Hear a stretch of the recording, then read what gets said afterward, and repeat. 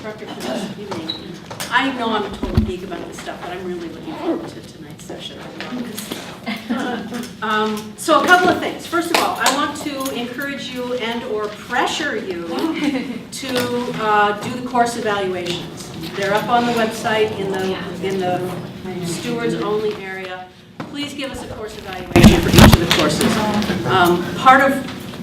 Part of my charge is to listen very closely to your feedback, and we will change these classes based on your feedback. So please be generous in the amount of feedback. Give us lots and lots of comments. Tell us how things went for you. The feedback that you give us is extremely important in this first year of the program. So if I haven't put enough pressure on you, I can put some more on, but please give us an evaluation for each of the courses. The evaluation will be the same for every course, so you'll get to know all the questions, but your feedback is really, really critical to us. So thanks for that. Come Saturday, we start into the real guts of this program, which is rainscaping. So Saturday's class is an all-day class. I know some people can't be here for that, and we'll make arrangements to catch you up in the ways that we can. Some of you are making tremendous sacrifices to be here on Saturday. But Saturdays are really going to be a really fun day. At this point in the process, though, you've got to be thinking about your capstone project. You've got to be thinking about where you want to put a shovel in the ground. And you're going to be working with someone. So we're not going to just throw you off the end of the dock. We're going to throw you off with somebody else. That's right. And the way this will work is in your capstone project, you've got two pieces of it. One is a project that goes in the ground, and one is a process that you'll work with, some sort of education and outreach campaign around a behavior. Stormwater management is sort of divided into the things that we can build and the things that we can do. So one of you will become sort of the expert on the team about the things that you can build, and the other person will become the expert in the things that we can do. So start thinking now and start looking around the room, and you're going to pair up with somebody, and maybe tonight would be the time to do that, is to talk with some folks about what you want to do, what you're thinking about. But you'll need to pair up with somebody and then sort of divvy up who wants to take the lead on the installation part of it and who wants to take the lead on the social science part. On June someday, 6th, thank you, you'll split. You'll actually be in two different groups, and one group will get a 3-hour additional training in the installation part of this process, and one person on the team will get 3 additional hours on the social science side of this. So you'll actually get some additional professional development, and then you'll come back together and share that with your team member. So tonight is kind of a pivotal point in this process where we want you to start thinking about where your project's going in, what you want to do, who you want to work with, all of that. Question? Peggy, I'm imagining that almost everyone in this room is going to be listening to you and thinking about their project, which means that we're going to have to persuade somebody else that my project is better than your project. Or you do both. Oh. There's no law that says you can't do a project. You can't do 2 projects. There's nothing wrong with that. The more projects, the better. And we are at this moment raising additional money so that we've got more cost share dollars if you want to do additional projects. So I would say, rather than persuade somebody that your project is more deserving, figure out how to convince them that 2 is better than 1. What other questions do you have about this process? And we'll talk more about this. Maybe you've covered this already, or I didn't see it, or I haven't read it, but is the as you say, the implementation part of it, there is funding for that, is that right? Oh, yeah. Yep. Up to like a certain amount, or So what? part of this, it depends on your project. So part of putting your project together will be to put a budget together. Okay. So part of the cost share money will be provided through the Clean Water Fund grant that funds the program. Part of this money might come from the Minnehaha Creek Watershed District, which has cost share dollars. And they'll run all of these projects through their cost share program. then we're raising additional funding through some other sources. Okay. So depending on how expensive your project is, we'll hopefully be able to provide most of that funding through grants. Do you think we should have a, kind of like a, pick teams or something where you say, hey, is anybody definitely looking for somebody, or is anybody definitely not going to build it on their own? Nobody's going to build it on their own. On their own, on their own lot. Oh, on their own Yeah. lot. And- Which I would be one of, you could say, well, I want a partner that has a yard that's all ready to go for it. I got a yard. There you go, you got two right there. I mean, is there other people in that same? Yeah, right, boat? we need to have some sort of a forum for just, Yeah. That's what Yep, we've got a capstone forum on the website. So now would be the time to start throwing some questions up there, throwing some proposals up there. Use that website to communicate with each other. And I would suggest, if you haven't done it already, look through that website and at least once a week sign on and look at those forums. Because people are going to be asking questions in those forums. What other questions, comments do you have on this? Can you just give us a couple of general ideas? I mean, it seems like we're sort of all moving towards rain gardens, that's the thing we're more comfortable with, but some of the other projects that we could maybe Dry think of creek doing. beds are a really Okay. good project. Vegetated swales that aren't rain gardens are another. There are some restrictions on what Minnehaha Creek will fund, but you can remove pavement and put in permeable pavers. You can redirect downspouts from impermeable surfaces to permeable. Harvest rainwater through rain barrels. Lawn care practices and turf care practices, we'll talk about those tonight. Those are great projects. You'll learn a lot more about those on Saturday. You'll learn a lot about what the options are. Sorry, then if you're looking at your own property, the cost share quote, is that money coming from somewhere else? Like if you can take advantage of the cost share? No, you can right? use it on Tap your into yard, that. yeah. Yeah. Yeah, if your yard can take a rain garden, But there's a deadline, I think I saw May 31st or something. they're extending that for this program. So They're making special So that's a different accommodations. pot. Same pot, but they're just extending the deadline, knowing that you guys aren't going to be ready to make that deadline. But I mean, the money from the cost share, is that different than your budget coming? Yes, there are two sources of money. To the community, right? To Yep. outside the Stewards. Did you have a question? Yeah, like, can you come on our grubs on Saturday, or? I can't have. No, an you're not idea going to about be what- digging, you're not going to be digging on Saturday. You're going to The way it's described, it sounds You're like. going to be learning how to dig. You know. And, okay, so the way it's going to go is we've got the workshop this Saturday, then on June 6th, we've got the split sessions. Then we've got a couple of sessions coming up where we're going to sort of step back, and all we're going to do is talk about these projects. All we're going to do is answer your questions. So we're going to build in time to have this discussion as the content of the session. So don't feel like you have to get all the answers tonight. Go slow, have patience. Anything else? All right, I want to get started because I'm really interested in this, and it's really all about me, isn't it? So tonight our instructor is Professor Maria Damas. She's a professor at the University of St. Thomas.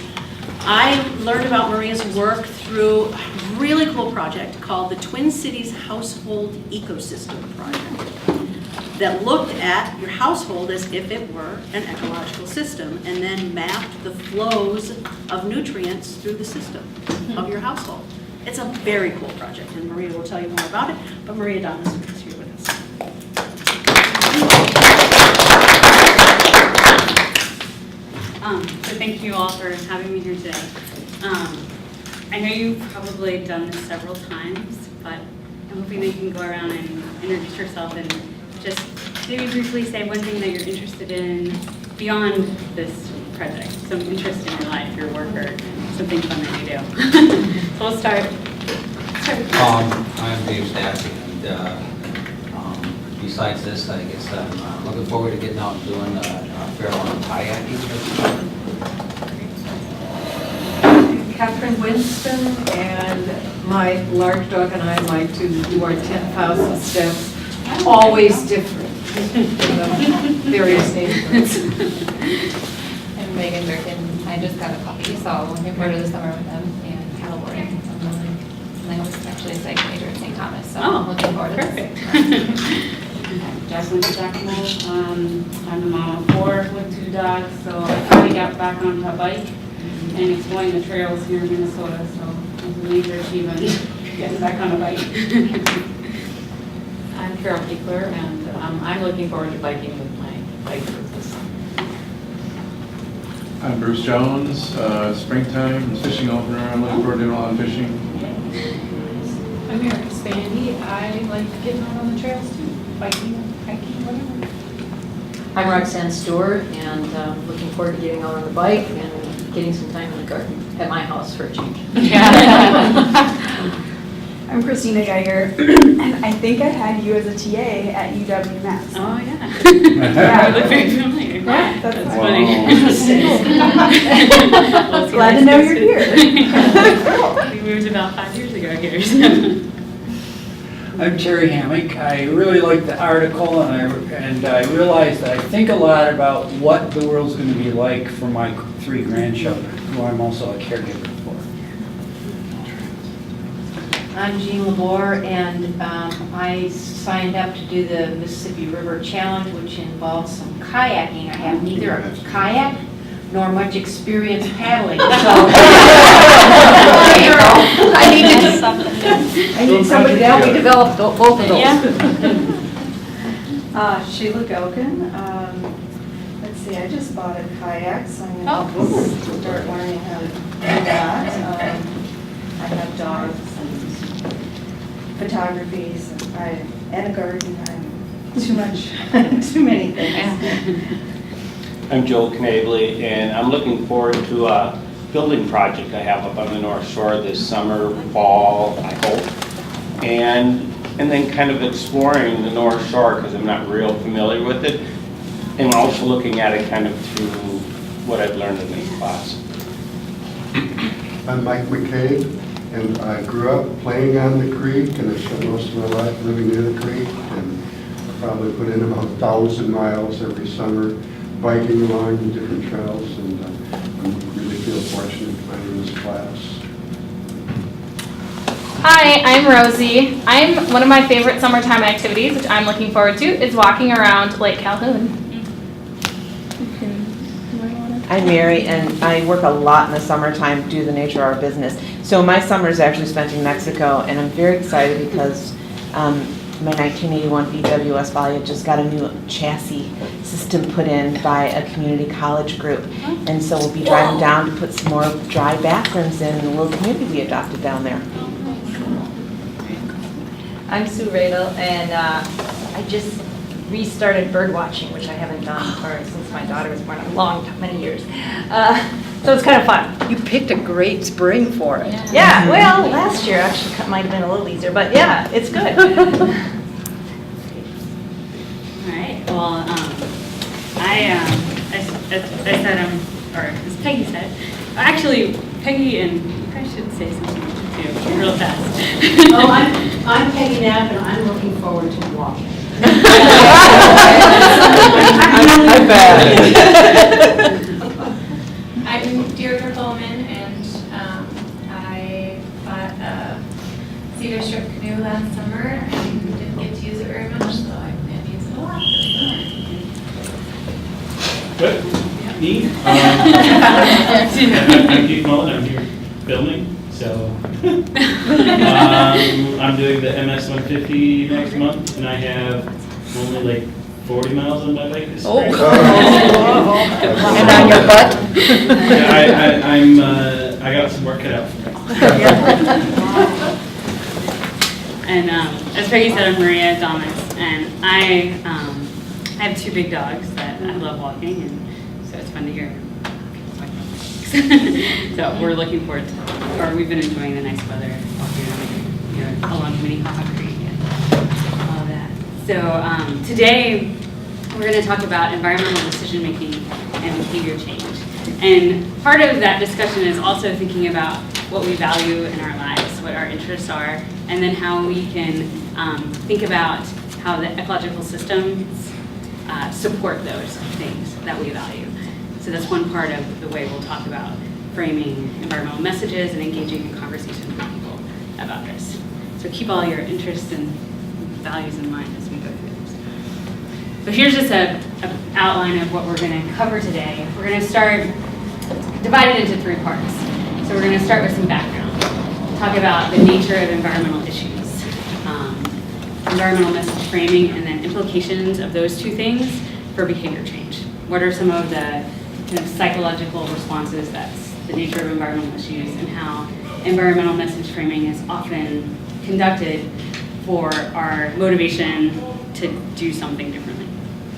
Then I'm going to talk about the case study of the Twin Cities Household Ecosystem projects, focused specifically on the Yard Care Choices project that I worked on. So you'll get to hear about some data about what people prefer and about their lawns and yards and what they want to do with them, and some problems they've identified that they would like to address. And this study was conducted in the Twin Cities, so it'll be close to home.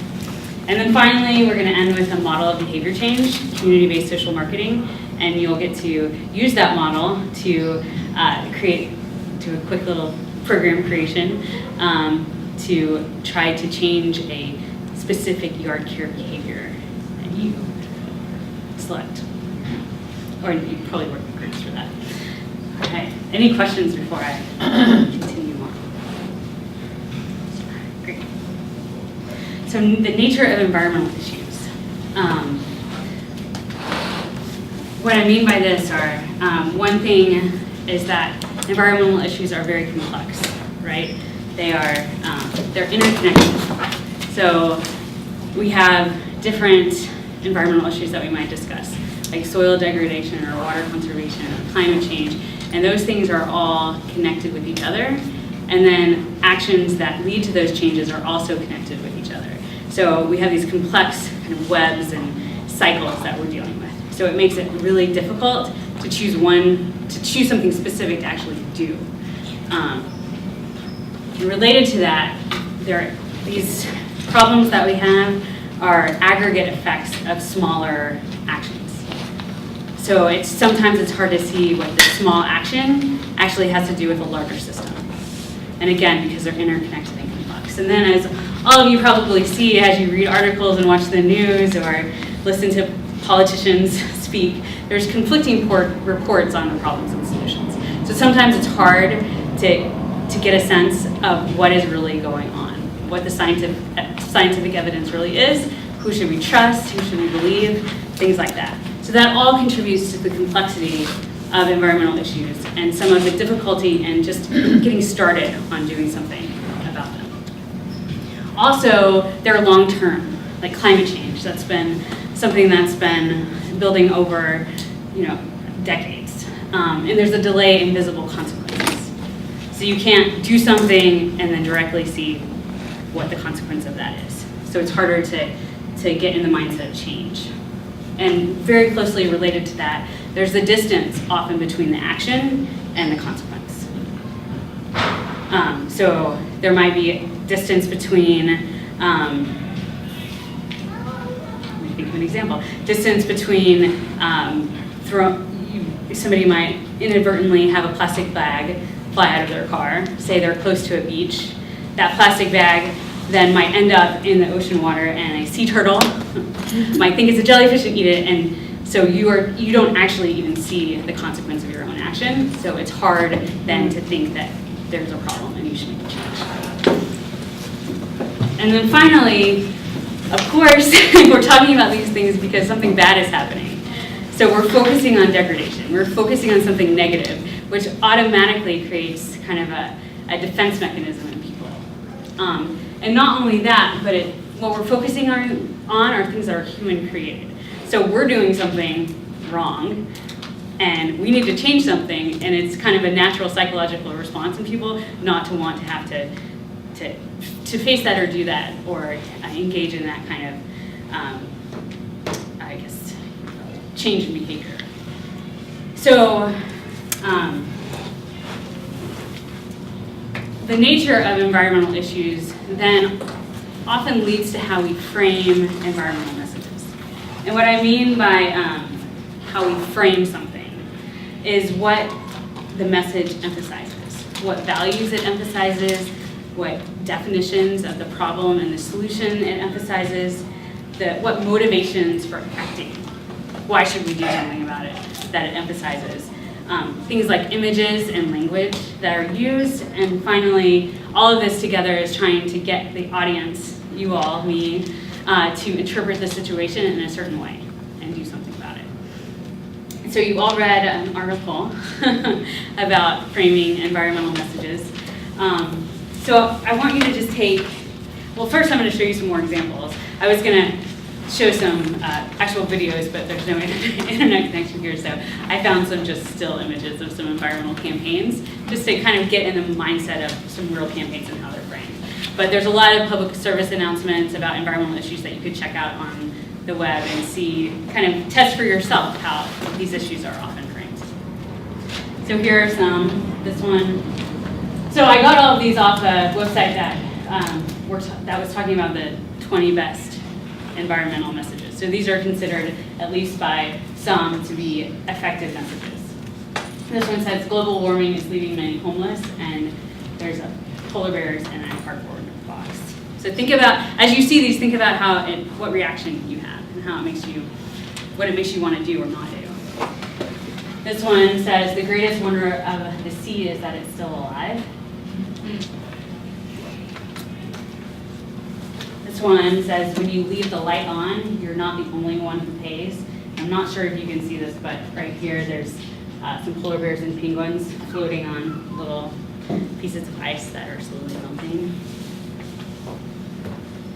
And this one says the world needs more trees, and you probably can't see these very well either, but those are all koala bears trying to get onto one tree. Polar bears or koalas? Koala bears. Koala bears. We have polar bears, koala bears, both represented in these different different messages. And then contrast, like think about those, and then from the article you read, there are some other messages in text form that you read. So, for example, here's a different kind of message. Here's one that says, every day wildlife habitat is being destroyed due to clear cutting and development in our forests. We all know there's more critters, game in a native forest. It's our responsibility to treat these forests with respect, just like we respect our rifles and rods. And there's another one from the article, rifles and rods, like hunting and fishing. So that message is targeted to people who hunt and fish. And then there's another one that said from the article you all read, you can choose a way of life that gives you freedom to enjoy nature without driving, the security to raise your kids in a safe, family-friendly community, the chance to spend more time with your family, and small-town values. So those are text versions of it, kind of a different way of framing these messages. So I want you to take just 2 to 3 minutes, and you all have journals, right? He says. And I want you to just think about, just consider the ways that you see environmental messages often framed and the kind of reactions that they evoke in you. And then we're going to talk about some of those, the implications for different framings of environmental messages. Does that make sense? Could you repeat what was Yeah, right? Yeah, so think about how you think environmental messages are usually framed, and then the kinds of reactions those types of framings evoke in you. What is it, how does it make you want to do something, not do something? How does it make you feel? What emotions does it evoke? What actions might it evoke? Things like that.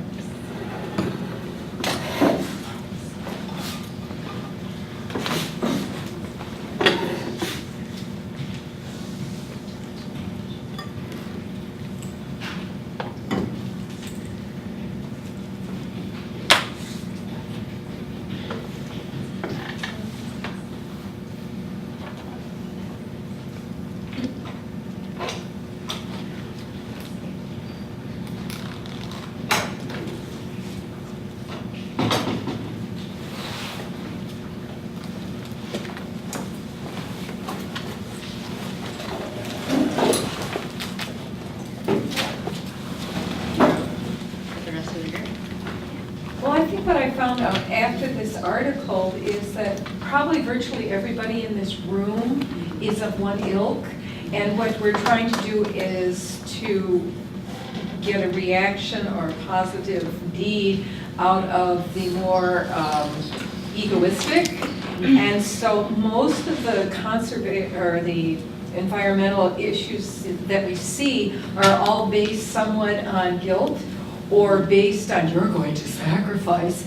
Whereas it seems to me, after reading this and all of the things that I subscribe to or pay money to, that the Nature Conservancy has figured it out. Yeah. How to get the big bucks from, all those people and as opposed to the, we're gonna, I mean, you talk to somebody, well, now the polar bears have these things in their systems, and they go, well, the polar bears are gonna die anyway. So that's not going where we want it to go. But again, changing the message to appeal to both fractions. Right. Okay. So I started thinking about the environmental message that goes along with the issue of invasive species and how that message, well, first of all, most of these, like most messages that I am familiar with, it's either a direction to stop a behavior that we're doing or to perform a different behavior.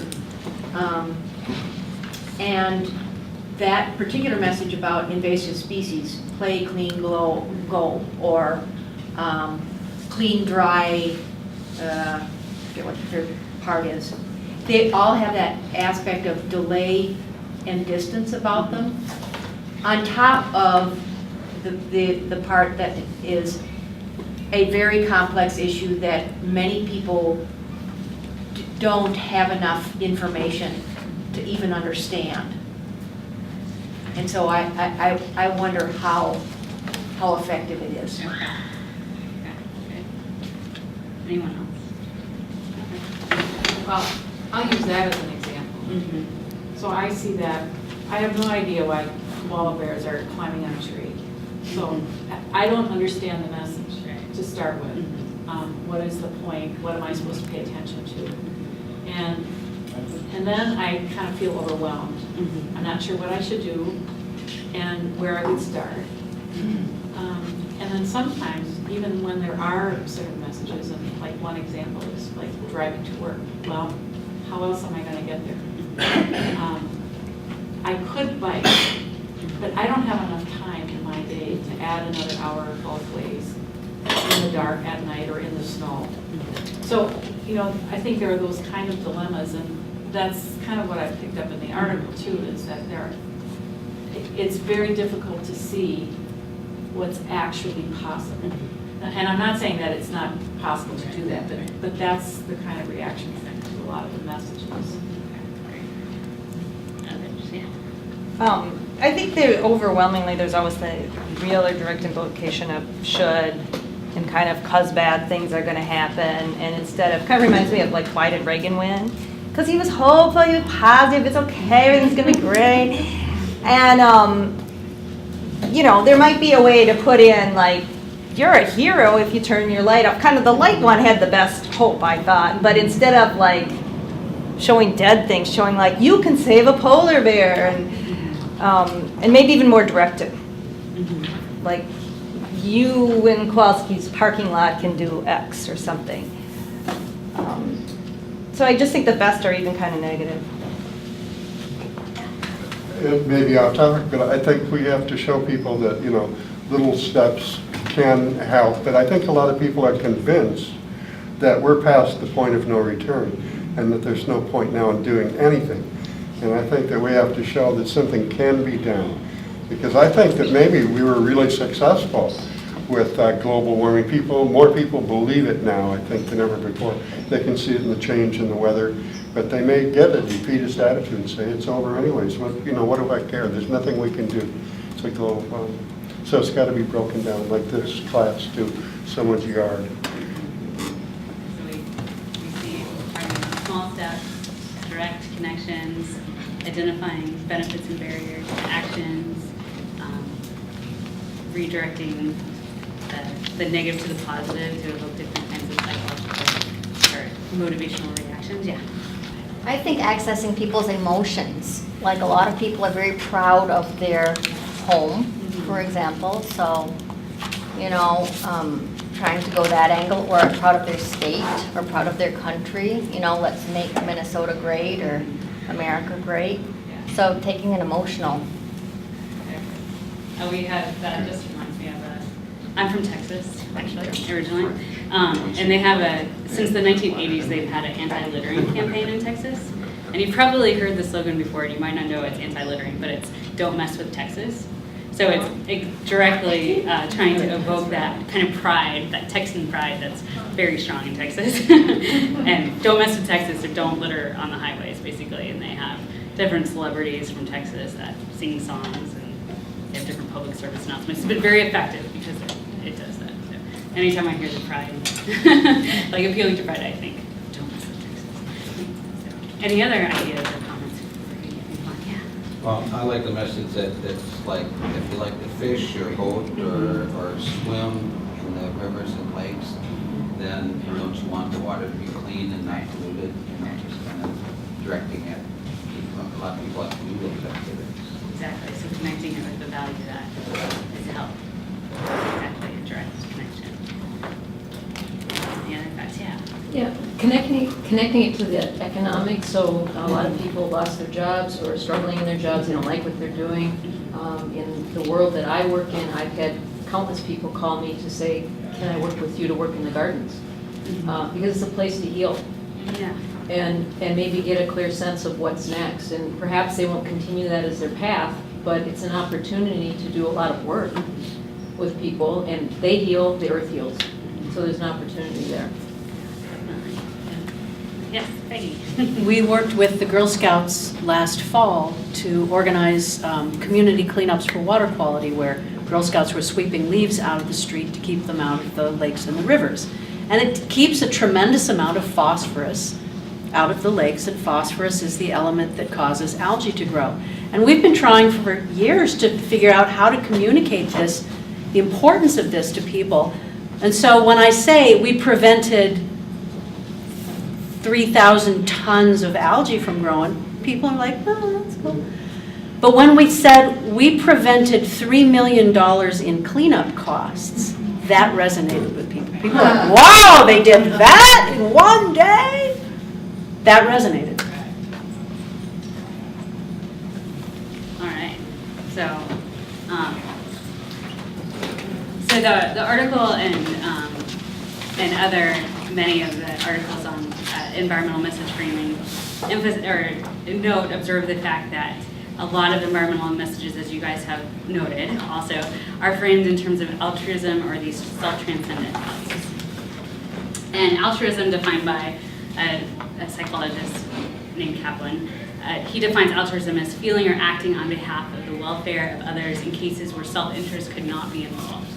And there's some debate about whether altruism actually does involve self-interest, because you feel gratification, you feel good when you help somebody else other than yourself.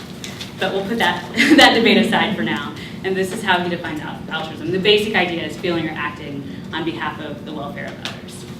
And that's, of course, very similar to this idea of the self-transcendence values goal, and these are goals that transcend the individual and instead promote the interests of other persons in the natural world.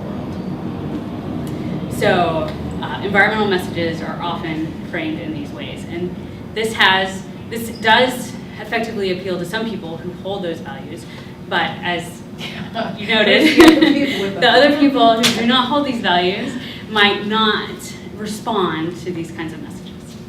So, and some of the reasons for that are some of the implications. Or first, sorry, I forgot this slide. There's some assumptions that underlie the reasons for framing messages in these ways, which may not be true. One is that good motives will always lead to good outcomes. So if you have an altruistic motive, and that's why you're doing something, then it's going to have a good outcome. But if you have a motive to save money, then that won't have a good outcome for the environment. And that may or may not be true depending on what the specific action is. So sometimes self-interested motives can actually lead to good outcomes. This also has the assumption that self-interest or self-enhancing values cannot promote what we call pro-environmental behavior. And these are arguments from the article that you read. And altruism and self-interest cannot both be present at the same time. And I think we often see that they are in our own lives and what we value. And some of the implications of this kind of framing, which again, I want to emphasize that we're not saying not to ever frame environmental messages in these ways, but to consider expanding the way we frame messages to incorporate different kinds of values. So one of the reasons for this is, I think nicely said in this quote, the requirement of receiving no benefit from one's action and the inclination to enshrine sacrifice as a paradigmatic environmental value communicates a powerful, if unintended, message, namely that environmentally responsible behavior inherently leads to a reduction in quality of life, right? Doesn't that get you excited? It does. You can't have it all. And so what it does is it associates pro-environmental behavior with sacrifice and a decrease in quality of life.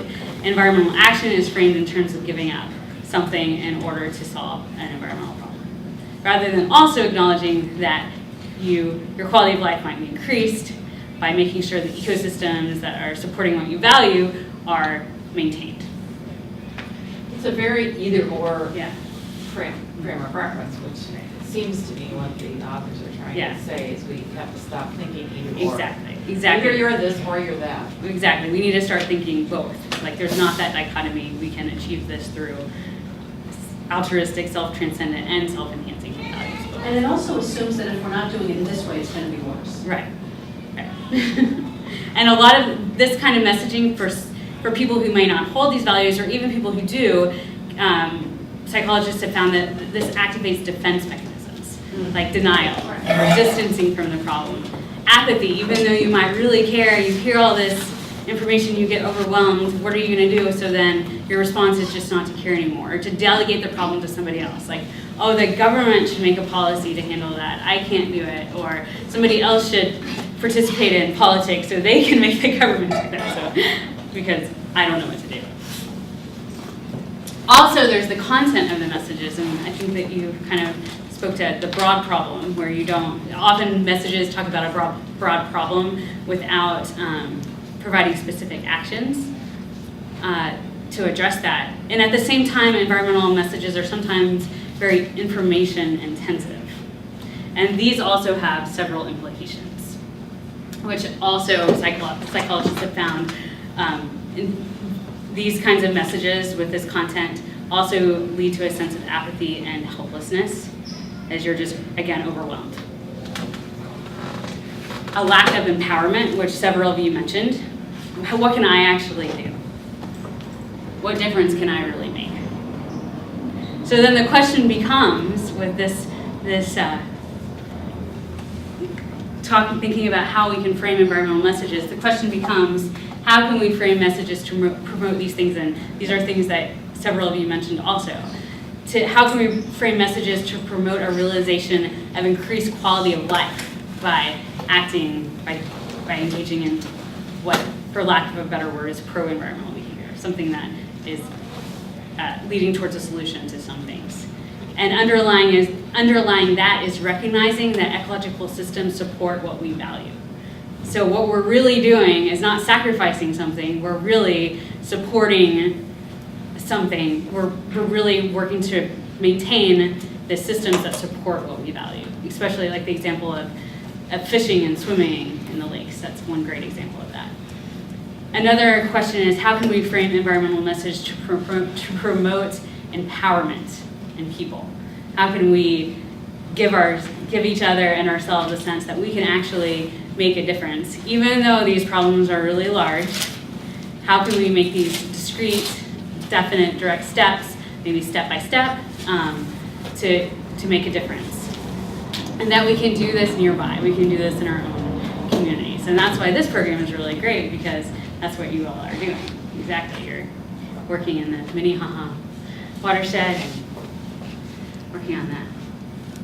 So what I want you to do now, and kind of probably jotted some of these things down already and answered some of them, but I'd like you to just talk with your neighbors nearby about question.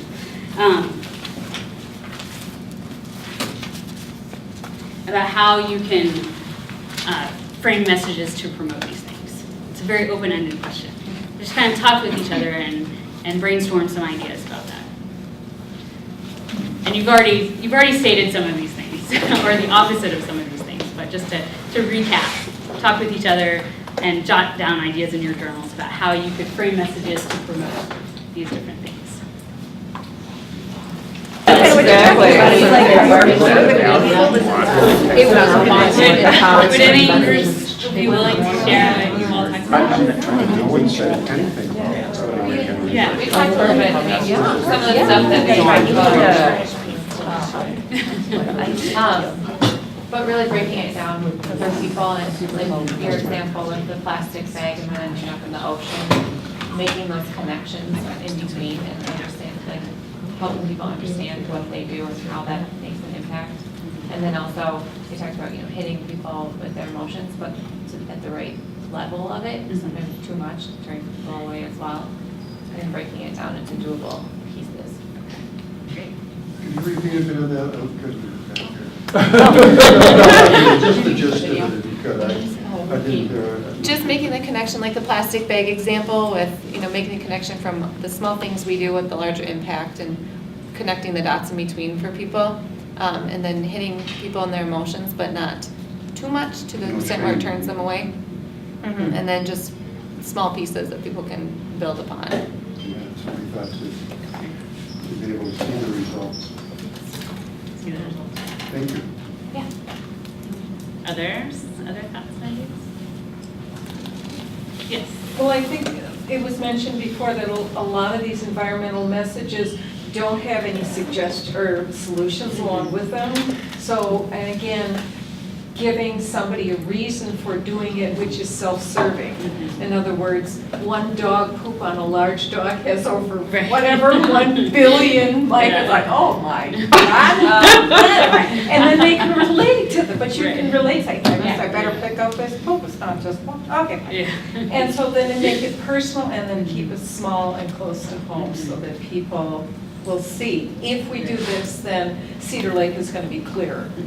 Then. And we're going to check it in the year and show you Yeah. the results, so Yeah. that you can get a feel for the change that actually happens.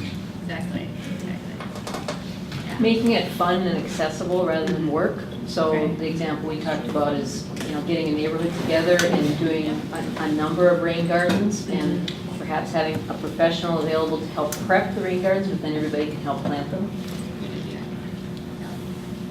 Well, I just thought, because of what you said, there's never any feedback loop. I mean, that's what makes people's motivation stronger, even just like little teeny pieces of, look what happened, anything positive. Yeah. So feedback, seeing results, discrete steps, making the issue relevant, or your example of that's a great example. Making it fun and community-oriented. Those are all great ways to do these things. Yes? It could be like a decade-long goal, too, something like the example that came up of Kennedy with putting someone on the moon. Who thought that was possible, or that anything they did could be of any use to it. But it became a national goal, with pride involved. Yeah. You know what could be cool too? Like a competition all down the watershed or down the creek, and like mile by mile, and be like, see who can keep measuring. I don't know what they would measure, the creek or the poop along it or something, but have this big competition and be reporting. Yeah, competition has been shown to be very effective too. There's I don't know if you guys have heard of this, and I might get the name wrong, but the Minnesota Energy Challenge. It's a competition among different entities like churches or schools to see who can save the most energy, and it's pretty effective in reducing energy use. So if you guys can think of a way to create some neighborhood competitions. That would be really interesting. And there is a guy who's trying to make a game involving the creek. I know we got an invitation to that or something. So, that would be, if you could do some kind of a cleanup competition. You have a point, make you competitive, you gotta get the value system, right? Because you're not gonna compete unless you want to. Yeah. Right? Well, I guess it depends on how competitive you are. No. Yeah, some people might just join in because they like a good competition. Yeah, right. But it is important Like to if explain why. It's the work involved, like factor, is it to me doable? Like I'm inherently competitive. Right. It's a different problem. Yeah. So incorporating those other things like discrete steps and like, seeing results and what you can actually do and why you're doing it into the competition. So it makes Is that sense. your actions interconnected or something? It's all becomes spaghetti in there, so you gotta think about it. Exactly. Yeah. And it could be something like visible in a sense for neighborhood pride, like the nights where everyone turns their lights off at a certain time. Just something that you can feel a connection with your neighborhood, connection with the people on the different blocks doing the same thing while you're doing it. And some watershed districts, I don't know if Minnehaha Creek Watershed District does this or not, but some watershed districts have competitions and give awards to like the yard that's, off. They can have competitions, but more together. Yeah, so those are individual. But they could do it on a neighborhood-wide scale or, what block. Well, Metro Homes does something like Yeah, that. so. They highlight. Yeah, we might not, maybe neighbors against neighbors, I don't know. Communities. So there's a lots of different, as you all have noted, there are a lot of different approaches where we can, advance the slide again, have messages, have kind of behavior change campaigns to promote the realization of increased quality of life, how ecological systems are supporting what we value, and empowering people in different ways through different means. And also developing community, a theme that you all noted, at the same time. So you're enhancing several kinds of values at the same time as well. So again, this isn't necessarily, the arguments here aren't necessarily saying we should never frame environmental messages in terms of altruistic or self-transcendent values, but we can also incorporate self-enhancing values, and we need to add these other things that you noted, like discrete steps, seeing results, making it fun, making it relevant, making it understandable why we're doing this, providing that reducing barriers, things like that, yes. I think there's a piece here that we also have to make it affordable. Yes. Because I got a bid today for a small patch of permeable pavers, and I can't afford that. So, these are a lot of great ideas, but we have to find a way to make them accessible also. So, we're talking about grants for things that we're doing as part of our assignments. And we're sort of warned that we might need to have some investment. However, if we're going beyond this and we're talking to people who, are on fixed incomes and, or, somebody just lost a job, they may be willing, but the accessibility somehow to what's going on if resources are needed. That is an excellent point. And you can think of a range of solutions. For example, some of the less expensive ways of dealing with stormwater runoff on your property, for example, is just simply redirecting your downspouts so that they don't flow directly onto the driveway, but they flow into your yard or into a garden area. And that essentially allows all that water from the garage rooftop or the house rooftop that goes through that gutter to be absorbed in your yard instead of running directly off the driveway to the gutter to the Or into your neighbor's basement. Or to your neighbor's Exactly. So thinking about, that's an excellent point. So as you guys think about your behavior change campaigns in a little bit, in another hour or so, can keep that in mind as well. So now I think, go ahead. One more thing that made me think of, there also need to be solutions that are not ugly, frankly. I'm getting really tired of that big plastic black jug in my front yard where Yeah, thinking about all So how about we take maybe just a 5-minute break so you can stand up and stretch, and then I'm going to transition into the case study about the yard care choices, and we'll talk about that for probably about 45 minutes. So be back at 7. Now I'm going to talk a little bit about a study that we did, and this study was actually done through the Twin Cities Household Ecosystem Project at the University of Minnesota. I worked there as a researcher for a while, well actually until just last August. So this was a year-long study that we did. And the reason I'm talking about it is I'm not going to explain the whole study in depth, but if you do have other questions about it, I'm happy to talk with you about it. But I want to just give you a sense of what we found about people's knowledge, preferences, norms, things like that with regards to their yards. And then also to show some common themes and the variety of themes that came from the study. And I did this research with Kristen Nelson from the University of Minnesota. So here's maybe perhaps a typical house and yard. I wanted to get the website. Oh, I couldn't yeah, see yeah, where I'm sorry. you were. Yeah, you can see now. It's www.teachup.umn.edu. And again, we'll put the PowerPoint on the website. Yeah. All right. And the yard care choices research specifically is under the tab current research. And then you can go to the lawn yard care choices page. And there's different resources that you can use there, like a yard care choices guide that we made, things like that. That might be helpful. Yard care choices under current research. Yeah.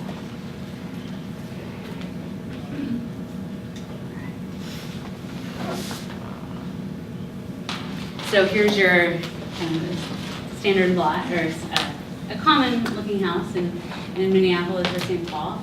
But this house is very complex. Just like we were talking about the complexity of other environmental issues, there's different interconnected things happening here. So there's social factors that might lead to what this yard looks like. There's physical factors and also ecological factors. So when we think about yard care choices, we try to keep all of those different things in mind. But I'm going to focus today mostly on social factors, and including individual kind of preferences that might influence how this yard looks. So when we think about a yard, often the first thing people think about is the lawn. And the lawn itself might seem fairly simple. We might think that people have similar, or how much variety in perceptions of lawns can there really be? And here's a funny comic that Kristen actually found that says, "Did you know that suburban white males have over 100 words for lawn?" so it's just kind of a humorous way of illustrating how many different ways all of us, not just suburban white males, might think about lawns. At the same time, there's lawns. There's also a lot of other things going on in your yard, and this is just a collage of pictures that represent some of them. We have in the left over there, Creeping Charlie, some people consider a weed and some people like.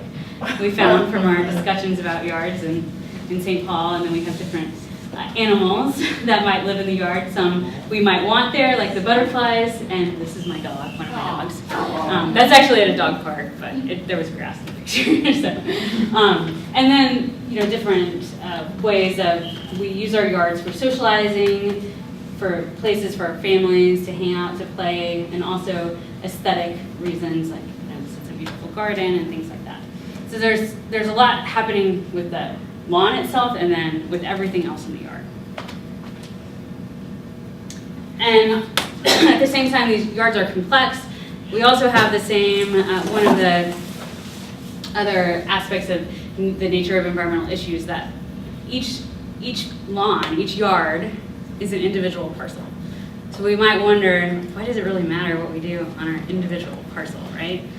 But just like other issues, it has aggregate effects. And here, we're concerned a lot about the Mississippi River and other streams and lakes in Minnesota. So we have different yard care practices that people might engage in to try to achieve the kind of lawn and yard that they want. And often there's a distance between the practice and the effect as well, just like we were talking about before. And I want to illustrate some of those things to you. So this may be repetitive from what you guys covered in the stormwater session, but just bear with me. So there's a saying in Minnesota, and I forgot which organization said this, but that everybody has lakefront property.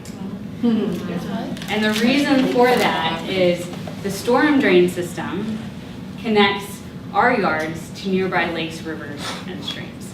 So what happens is that stormwater runoff, or any kind of rain water runoff that goes from our yards that gets on the street, goes into the storm drains, which eventually empty into the lakes, rivers, and streams untreated. And there's a separate system for the sewage system that actually is treated and then put it in the lakes, rivers, and streams. So here's just a diagram I found, a poster that was on a website called Kids Go Green that I thought was a great representation between the difference between the sewer system and the storm drain system. So here we have the storm drain right there. You probably can't see that very well, but all the things collecting there, and it goes directly into the river without being treated. And it's just a visualization of how that works versus the sewage system, like the pipes from your house go to the sewage treatment plant, they're treated and then put into the lake, river, streams.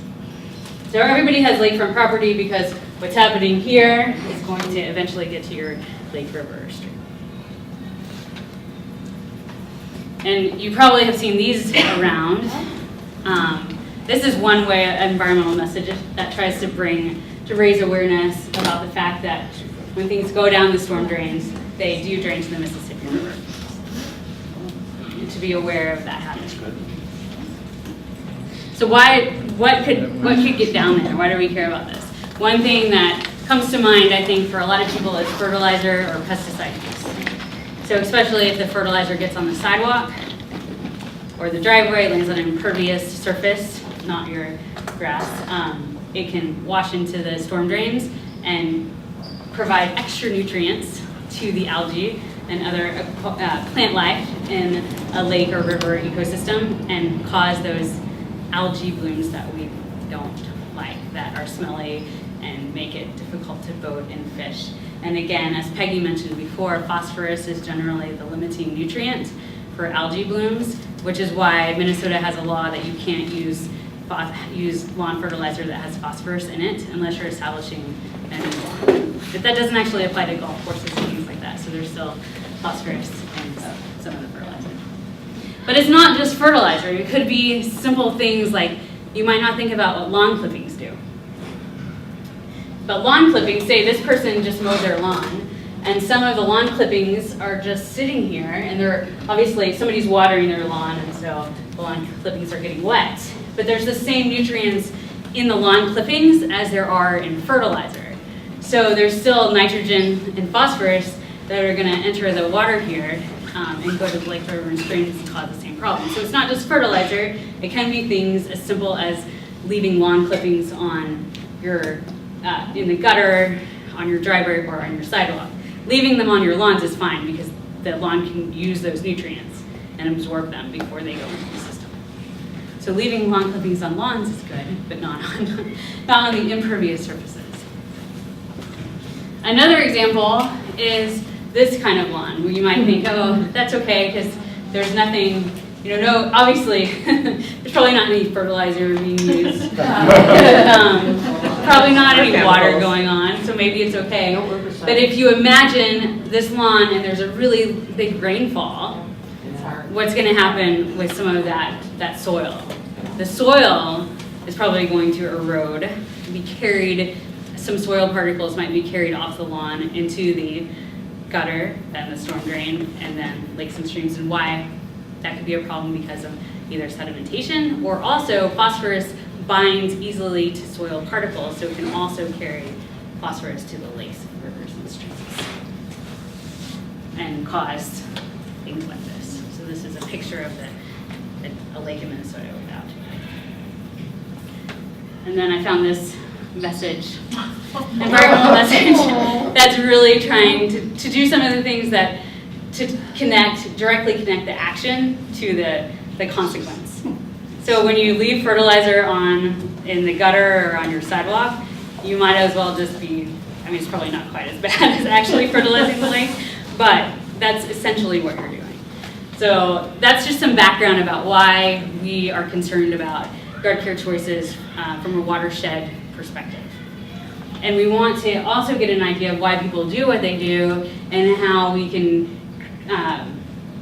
encourage change that still goes along with what people are valuing about their lawns and yards, while at the same time encouraging ecosystem health. So we did this, so now I'm going to get to talk about the study. We did this in Lino Lakes and Highland Park. These are our 2 study sites. And I'm not going to go into the study design very much, but just briefly, we did a survey first, and then about lawn and yard care choices, and then we had focus groups, discussion groups over the summer, in both Highland Park in St. Paul and Lino Lakes, to talk with people about their expectations and experiences with their lawns and yards, and how they saw their lawns and yards as a system within a system, as part of a larger system.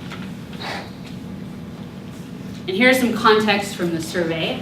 99% of our respondents had lawns. 91% of those respondents who had lawns actually did something with their lawns. They managed their lawns in some way. And 78% of those people with lawns actually fertilize their lawns. Wow. So this is just giving you a sense of some basic yard care practices. And we did this for watering and mowing and things like that too, but just for time, I'll just stop with that. We also asked respondents about some basic things, and here are some of the things they actually didn't know.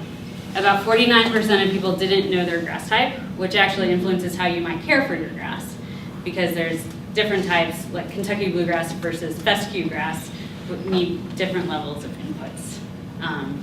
And this is all described in the Yard Care Choices Guide that is on the website. So if you want to look into that a little bit more, you can find that information there. 73% of people who fertilize their lawns didn't know the nitrogen, phosphorus, potassium ratio in their lawn fertilizer, which is important especially because in Minnesota, the middle, phosphorus, the P, should be 0. And a lot of people didn't know that. 6% of the people, only 6%, this is encouraging, didn't know the name of the closest water body to their house. So people are very aware of their water resources, which is also important to know. But 60% didn't know the name of their watershed. So thinking about how to communicate these things, you might think about closest water body versus watershed names to provide more relevance about this. And there's another study in Minnesota that was done in Scott County that said 76% of people polled didn't know they lived in a watershed. Okay. Oh. They didn't know they lived in a watershed. You know, you're close to water, but how do you? Yeah, so the connection, maybe not knowing what a watershed is, you might not know what that, the connection of your house with the water body is. But it might tell you that water that's close to is important. Exactly, exactly. I would have got against that. Then I'm just basically giving you a bunch of data from our surveys and discussions to give you a sense of, again, the common themes and variety of people's ideas about their lawns and yards. So this question on the survey asked, what features of your yard are most important to you? And this was an open-ended question. So we didn't actually provide choices. So they just wrote down whatever they felt, and we compiled the results. And I don't know if you probably can't read this very well, so I will read it for you. Lawns, almost 50% of people said that lawns were the most important feature, or were a feature important to them. They could list as many things as they wanted. So it wasn't, I think I said the most important feature, but it's just what features of your yard are most important to you. So they could list all of these if they wanted. then trees, then flowers, shrubs, a garden, vegetable gardens, patio, perennials, generally plants, a deck, a wooded area, a pond, and that was mostly the houses in Lino Lakes that had ponds in their backyard, and then no response. So that would look very different if you consolidated flowers, shrubs, garden, vegetable gardens, perennials, and plants. You might have another 50%. Right. Okay. Yeah. Did you look at, like, say, different areas, or was it pretty uniform, the type of, I guess, urban development? Because I'm thinking of this, and I moved from Oregon, from suburbia, where we had HOA, and we'd get letters, and the pressure's on, and to where we are now, it's more like cottage relaxed. Yeah. Like, oh, wow, this is pretty relaxed. So Yeah. you can actually put a boat on your driveway. I mean, we couldn't even have car out, but was it uniform? Like So we looked at Highland Park and Lino Lakes, and between those two, it was very similar. There weren't any. Really? The significant differences were actually only with, I think, the pond and shrubs, which is kind of strange. But everything else, there were not significant differences between the features that were most important to them. Although we did find other differences in Lino Lakes and Highland Park, but with this question, there weren't as many. because the pressure was big when we were in suburbia, and people were watering concrete. I get upset, but then you get the letter, and it's like, I got a weed, and I just go out and pull it out with mine. Right, exactly.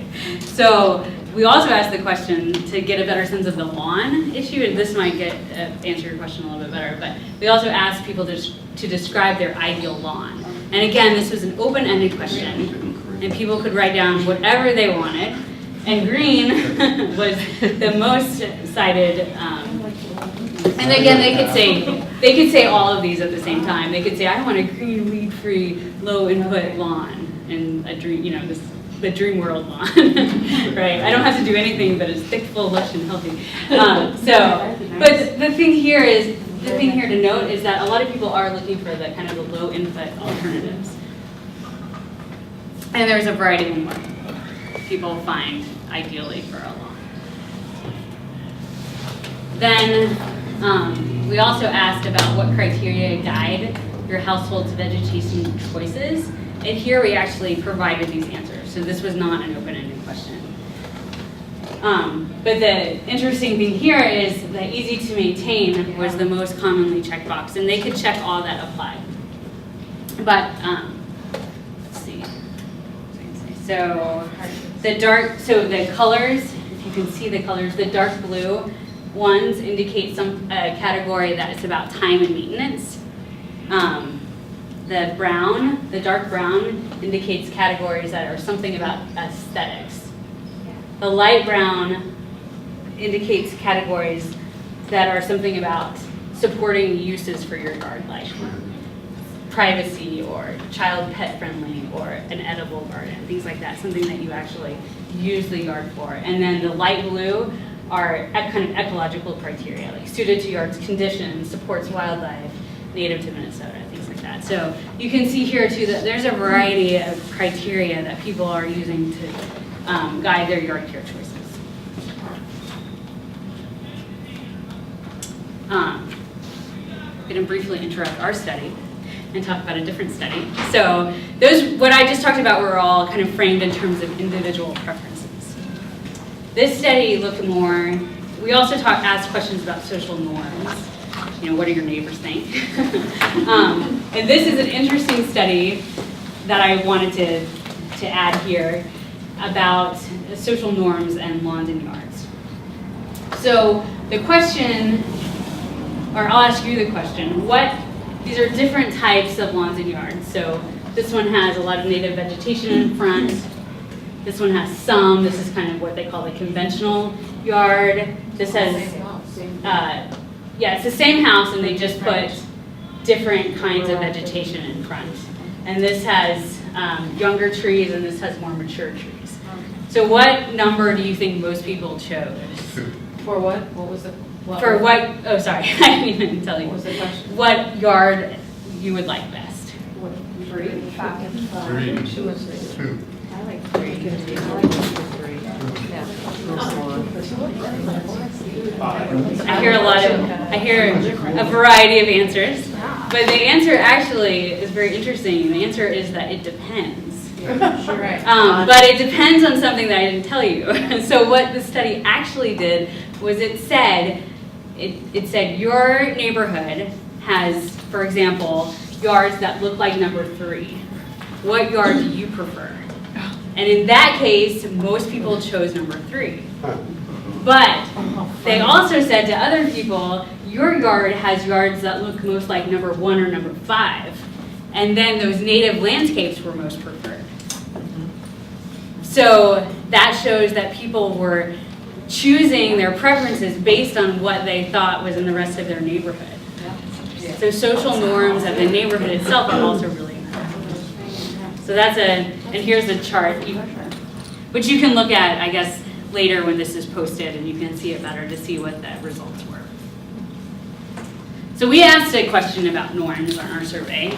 We asked, do you think the neighbors on your street have an expectation or value for a neighborhood with well-maintained lawns? And what do you think that the percentage of people who said, who said yes was?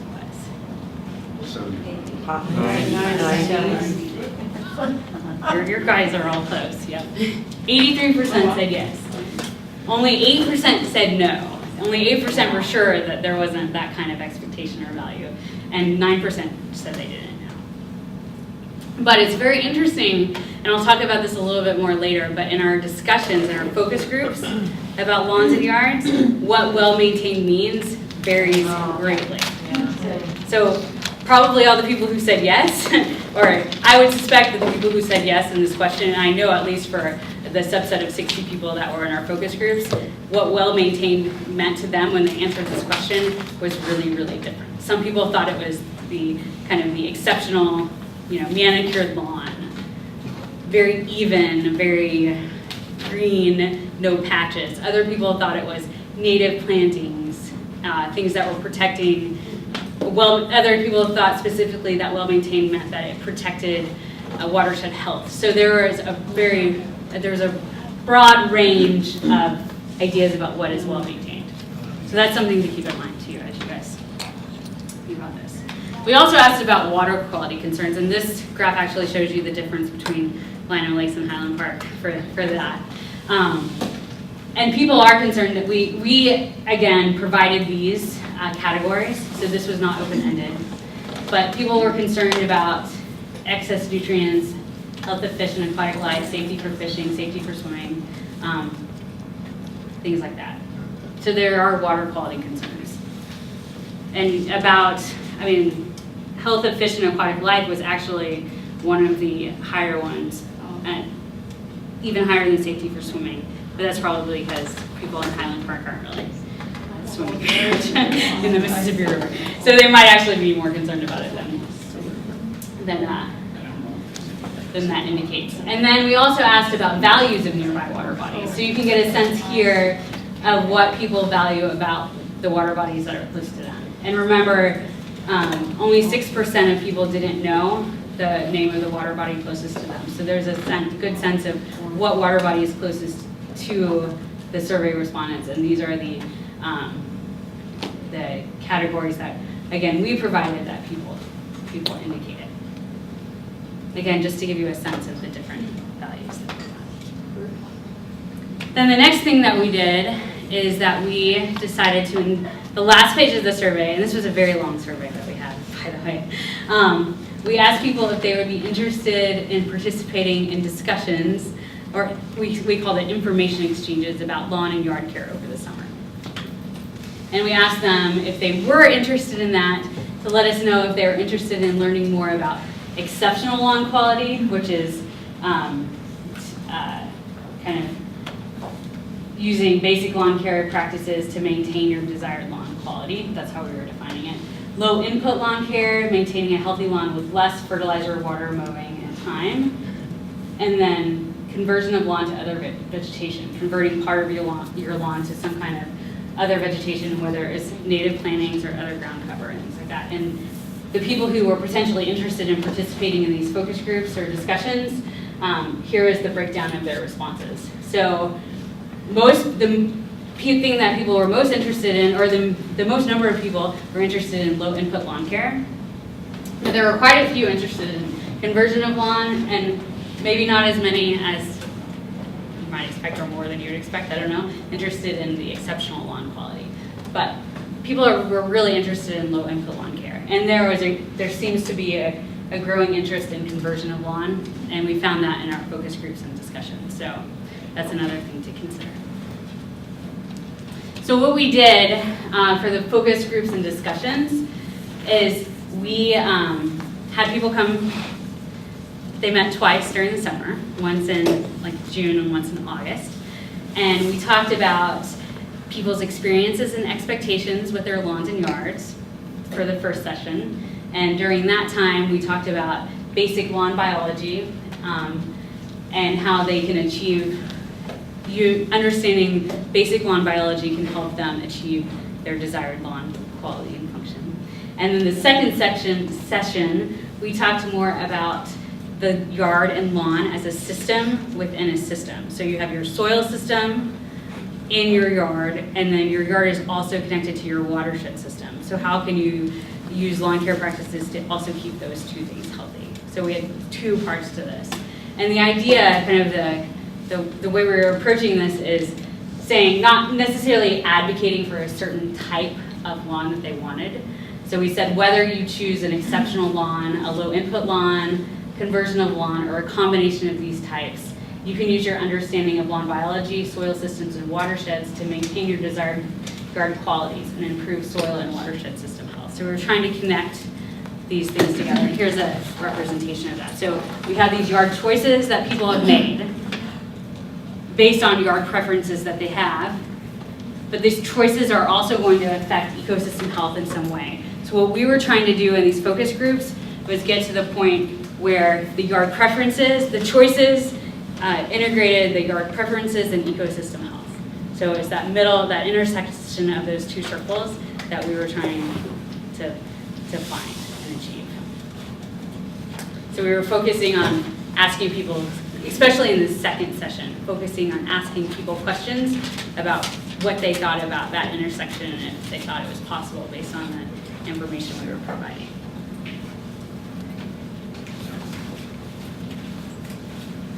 So during discussions, now I'm shifting from the survey results to the discussion results. So during discussions, we asked people about what types of yards they were interested in. And during discussions, people were very interested in a combination of low input and conversion. What's the definition of conversion? Conversion of the lawn to other vegetation. So either native vegetation or other ground covering, things like that. Yeah. I don't even think that happened. There wasn't even a choice till sometime in the late 80s, early 90s. You never saw it ever. And that's one of the strong themes that came out of the discussion groups. People are saying, yeah, I've noticed this over the past 10 years that slowly people are converting different parts of their lawns to different vegetation. And It must have been 12, 15 years ago, my wife and I moved into a house, lots of weeds and dandelions. It was right near a park. And we converted into prairie plants in our front yard. Mm-hmm. As soon as they started to grow, like the next year, we got a ticket from the city saying they were going to charge and come in and mow it and charge us for it. Right. So I called up and I said, I paid a lot of money for that stuff that you're going to come and cut down. Yeah. The next year we got an award. Exactly. So city policy has to catch up too. Exactly. That's a really good point. It's like the woman who got put in jail for growing tomatoes in her front yard. Oh, I didn't hear In that. Michigan. Oh, Yeah, in this Michigan. is going. Yeah. So there's different issues to consider as well, the changing norms and policies at the same time. Then we also asked, and this might be particularly relevant for you all, we also asked participants in the discussions to consider, we were talking about how do you keep water and nutrients in your yard. So how do you prevent it from running off and again going to through the gutters, to the storm drains, to lakes and streams? How do you keep it in your yard? And people we asked them to identify or to think about different problem areas in their yard where they could think about something they could do to address that. The most cited category was just simply runoff, but I guess they were just thinking of a specific area in their yard, and they drew diagrams and pictures of these things as well, which I don't have with me, but so they drew a map of their yard and they circled the areas where there was a problem, and some of them just circled areas where they could see rainwater running off their yard when it rained. And they thought about different things they could do in those areas to prevent that from happening. Another thing that people identified were slopes. The sloped areas were a place where people were seeing a lot of erosion and things like that, and they were thinking about different ways to stop that. Others, I realized that they had grass clippings and fertilizer on the pavement, which they could keep those on their grass or make a bigger effort to do that to keep the nutrients in their yard. Others thought about redirecting downspouts, and others thought about doing something about their compacted soil, like aerating or things like that, so that water could absorb into the soil more easily. So really compacted soil can almost serve as an impervious surface. It's really hard for water to infiltrate into it. We also talked about social norms, of course. That probably was the majority of the conversation was about what people's neighbors were doing. So they would talk about, oh, our neighbor's yard has this and this and this, and, or how their neighbors reacted to their own yard. So participants described their yards and yard care in relation to what their neighbors did. For example, some people would say, my neighbor uses their sprinklers all the time. Their grass looks like a golf course. It seems really wasteful to me that they do that. I don't ever water. So they would say what their neighbors did, and then they would say and why they thought that was good or bad. And sometimes they said very good things about their neighbors. It wasn't all negative. And then they would state what they did in relation to that. And the social norms that were expressed were that people wanted each other and felt a pressure also to maintain yards. But again, what well-maintained meant to people was very different. And they also felt pressure to control weeds. And weeds are in quotes also because there was a variety of perceptions of what a weed actually is. And there was also, interestingly, a continuum of the weeds identified. There was a continuum of badness of those weeds. So dandelions were the worst. Almost everybody hated dandelions. Creeping Charlie was second. Some people actually liked Creeping Charlie because they thought it smelled nice and at least it provided ground cover, especially in shady areas where other things might not grow as well. And clover a lot of people really liked clover, and even that was the most contested, and some people thought it was a weed and some people thought it was not a weed because it served good functions like fixing nitrogen. So that was interesting. Then we also looked at the conversations that people had to try to get a sense of how residents understood their yards as part of the urban ecosystem. And what I mean by urban ecosystem is the interacting social, physical, and biological components of the city. And specifically, we're thinking about this in terms of the watershed system and how the different infrastructure and people's lawn infrastructure in the city as well as in the yard and the biological components and social influences on what those physical components are and infrastructure are interact together. So we looked at a couple of things and what people were talking about. We looked at how people talked about the ecosystem structure of their yard, which basically colloquially was just what is in your yard. What were people talking about in terms of what was in their yard? We looked at how people talked about how their yard functioned as an ecosystem. And the question we looked at there is, what were people saying was happening in your yard? What were the interactions, the processes going on in the yard? And then we also looked at linkages, and here's kind of more the urban ecosystem concept. How is a yard connected to the city? What do people think about the connections of ecological and social systems? So I'm just going to go through these very quickly. So this is, again, a similar thing to what you saw in the survey data. And this, so we wanted to get a sense of what people were talking about, what was in their yard, and the features that people mentioned in the survey were the same ones that they were talking about in discussion. So lawns and trees and flower gardens and shrubs and things like that were the things that people were talking about the most. But they were also talking about things that weren't important to them and they didn't like pests like moles and voles and deer and rabbits. And just a few people mentioned birds and butterflies. They liked. Yeah, they liked them. They liked it. I hate butterflies. And then what is happening? I know. No, everybody loves butterflies. Everybody loves the birds, but they hate they don't like the mammals and they like everything else. Basically, mammals are not, except for dogs. Dogs are welcome in the yard. Unless it's your neighbor. Exactly, not your neighbor. I get my neighbor. So then we looked at what people were saying about what's happening in the yard, like what processes, what interactions were going on. And these are the strongest, the most prevalent themes we found. One was competition among different parts of their yard, so the process of competition. So weeds overtaking lawns, as you might imagine, was a strong theme.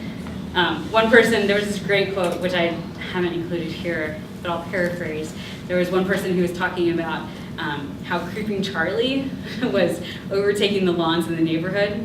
She said something like, and the Creeping Charlie, it's 3 houses away from me. It's coming this direction. It would have been here by now if my neighbor hadn't totally redone his lawn last year. I think that stopped it temporarily, but it's going to be here soon, something like that. So she saw it creeping along, overtaking the lawns. And then there's also competition between the pests and the vegetation, so the pests are destroying the vegetation in the yard. Another process was seasonal change, which you also might imagine. You see the changes in your yard over the season, whether grass is going dormant in later, hotter months of the summer, or if you see dandelions coming up at certain periods of time, certain months. So that was another kind of process thing that people saw. And then the other question that we looked at was how the yard is connected to the city or to neighboring yards. What are the connections between your little parcel and whatever surrounding it? And again, this gets back to the Creeping Charlie quote that I just talked about. But one of the most common ways that people saw their lawns and yards connected to their neighbors and to the broader system was actually weeds going across property lines. So Creeping Charlie, creeping and crawling across, and dandelions blowing in the wind. So there was a sense of ecological connectedness there, but just through this idea of weeds. Also, there was also a strong theme of human inputs getting into watersheds. So people talked about concern about fertilizer use and pesticides. So those kinds of inputs that we put on our lawn entering the watersheds. That was another theme in discussion. But it was focused primarily on human inputs. There wasn't talk about lawn clippings or leaves, things like that, also contributing to a increase in phosphorus in the watersheds. And then the way people tried to manage these interactions and links that I just talked about, one way is that people sought to keep their yards in a steady state. So you want your yard to look the same, or especially your lawn. People did talk about how they like different plants blooming at different times of the summer or the season. So that's an exception to this. But people sought to keep their yards in a steady state by managing dynamic biotic and abiotic interactions. So they wanted to interrupt the competition of pests and vegetation. They wanted to interrupt the natural growth cycle of the lawn to make sure that it just looked the same all the time. Also, people sought to limit linkages of their yards with the surrounding area by keeping things in or out of their yards. So they wanted to keep weeds out from their neighbors, but there was a sense of keeping fertilizer and pesticides if they used them in their yard, or they wanted to make sure their neighbors kept those things in their yard. And then there were some gaps that we saw. So one of them is thinking about biodiversity in your yard. I'm not sure how well you can see this, but people wanted to attract birds and butterflies to their yard. They wanted to make their yard useful for dogs, and again, this is my dog here. And they wanted to keep out rabbits and moles and voles. But there wasn't much discussion of insects or microorganisms, reptiles, other parts of the system that might be important. So that was what was missing. Also, there was a gap of ecological connectivity, and I mentioned this previously, but there was concern about human inputs going into the watershed, like the fertilizer and pesticides, but not as much about nutrients or like soil erosion, things like that, contributing nutrients to the water bodies. So that's one thing to keep in mind too. So could I ask a question? Yeah, definitely. How many of you here, when I talked about the community cleanups and we asked people to keep the leaves out of the storm drains and out of the lakes, how many of you in your little brain said, but aren't leaves natural? Yeah. And that is it is a gap that, yes, they are, but we feed the lakes too much. They're natural if they stay where they fall, but when they all head to a lake. I just never thought of it. Yeah. You know, when I was a kid, it was making dams through the leaves during a rainstorm or putting sticks in there. Never, you know, a kid never think. But now, or even last year, not thinking of it. And I was telling Dave today, I was very proud of myself. I did the sidewalk in front of the abandoned house next door to me and my neighbor on the other side and swept all this grass clipping into his yard. It was, and this is in Edina on a main thoroughfare, which means the city comes down and sweeps my sidewalk. And yet, for those 3 spaces, I had a full garbage can of mostly sand from the winter, but leaves. And so the thought had never occurred to me that, oh, this is going in Lake Erie or anywhere. And this is one of the knowledge gaps that we're trying to bridge. Yeah, when I usually take walks, like in the winter, and I see a storm drain that's all clogged up, so none of the water can go down it, I'll just poke the leaves down. But now I know that's not a good idea. So are there more leaves going down or more pavement, or, I mean, this should have been the case always, right? Except we have more. No, we roads. used to burn More those. roads. Oh, we did. That is true, I forgot about that. So they used to fall on the soil and then they were decomposed where they fell, and that's good. But we don't have more in our part of the watershed. There's the same number of roads there was 100 years ago. It's also that people didn't realize that. And the water quality's getting worse now, so why is that? There's probably just as many leaves going down this storm sewer as there It's always was. cumulative. Once the nutrients are in the water, they get into the sediments and they stay. So it continues to accumulate. Well, there probably are more leaves. If you think of 100 years ago, the trees now are a lot bigger because they have had city planning and plantings. Well, a lot of them died since then, they put new ones in, I mean, it's all kind of. No, we are making an effort to increase the tree canopy in the city. And we're being quite successful. All the elm trees, they cut them down and they put the little trees in and there's less leaves then, right, for 20 or 30 years. Yeah. So, you No, I see where you're know, going with it, and it has to be. you can't really say that's a factor. Yeah. And there's multiple sources too. Yeah. So it's, again, that's one of those hard things to measure exactly what source is increasing the most. That's one thing that's unique about our part of the watershed is it's different than a development area where, like Lino Lakes, where the stuff that they're doing is, you know, directly impacting something, whereas ours, it's already there. Yeah, but it's still, I mean, it's still impacting it. It's just, Yeah. it has been for. It's already a developed a while. system. Exactly. So how you treat those things is an important question. I saw somebody. Yeah. I was just going to say that the use of chemicals and fertilizers has skyrocketed since I was young. That's what's different, yeah. When I was young, everyone had a brown lawn at the end of the growing season. And now you can see snow melt away and see bright green lawns. It's really rare even to see a brown lawn now. Yeah. So there's definitely Like, I don't know what neighborhood other inputs that are increasing would also be leading to more nutrients in the lakes and streams. Maria, how representative were these groups of people, you think? The people that showed up at the sessions, right? That is an excellent question. So we don't know among different cities, but we compared it with demographics. We looked at how similar they were to the general population. And so we had to do kind of two steps. One was who's filled out the survey. And the people, I can't remember exactly, but there are slightly higher levels of education and slightly higher incomes. And those were the two demographic variables that were the most different between the general population and the people who filled out the survey. And then between the survey and the discussion groups, I think there were only significant differences in Lino Lakes, the Lino Lakes groups, between education and just slight differences in education and income, again, for that, between the survey population discussion group, and there weren't any significant differences in Highland Park except for, I think, the number of children. So, but I'm probably forgetting some, but there weren't major significant differences across variables between the survey people and the discussion people, but between the general population and the survey people, education and income.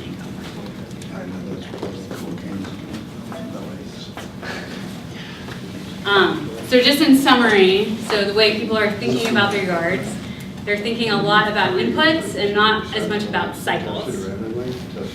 There's some gaps in biodiversity, and they're thinking more about barriers, keeping things in and out of their yards, than about perhaps some positive benefits of interconnections among yards, especially for kind of biodiversity in an urban area, things like that.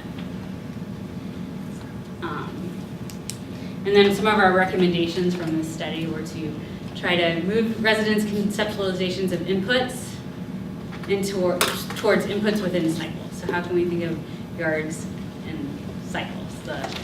Just things like the cycle of grass growth, the hydrologic cycle, things like that. How do you get that into the thinking about how to care for your yard? Also filling in key gaps in concepts of biodiversity and expanding the awareness of ecological interconnectedness, both as it might benefit positively through like urban biodiversity, but also how to think about whether things like grass clippings and leaves are actually also contributing to increased nutrients in nearby lakes and streams. And then I wanted to show you, this is,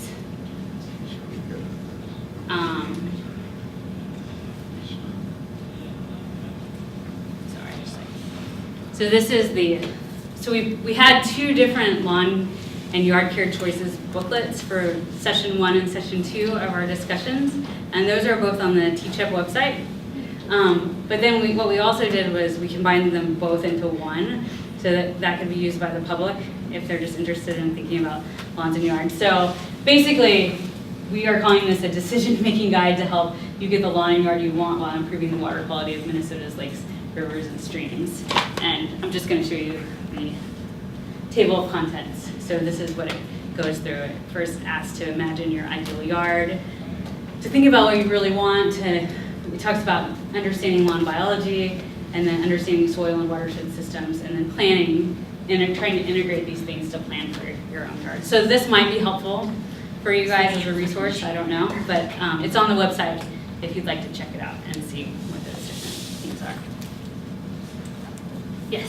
I read a book called Suburban Safari, and this woman takes a 1-year look at her own yard, looking at critters and insects and microbes, and she has a chapter on lawn. Yeah. And she advocates the freedom lawn, which is just allowing all kinds of different species to grow and showing how healthy that is for all of the, little critters who have to exist there. But she likes lawn, especially if you have kids, just to have an expanse to play on, but just for adults to live on as well. Exactly. So we actually found that, and as you stated, and it's fairly somewhat intuitive, if people had children or pets, they definitely wanted some space, some lawn space.